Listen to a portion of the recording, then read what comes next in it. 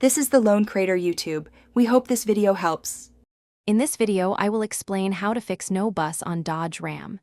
This frustrating message means your truck's computer systems are not communicating. We'll start by checking the most common culprits, like your battery and its connections.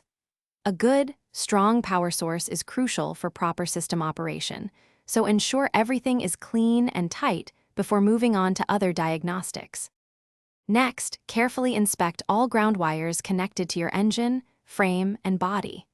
Loose or corroded grounds can severely disrupt electrical signals, leading to a no-bus error. Also, examine the connections to your powertrain control module, or PCM. These connections must be secure and free of any damage to ensure proper data flow throughout your truck's network. If basic checks don't resolve the issue, you might need to delve deeper. The instrument cluster can sometimes cause a no-bus error, so testing it is a good next step. Also, carefully trace and inspect the data bus wires for any signs of fraying, cuts, or shorts. For more complex problems, a professional scan tool can provide specific error codes to pinpoint the exact fault. To prevent future no-bus headaches, regular maintenance is key.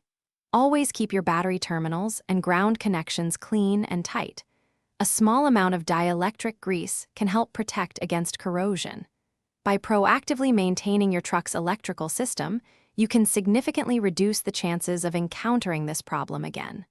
Also, be sure to check the description for links to helpful tools and other great deals, including a way to keep your ride smelling fresh. Thanks for watching.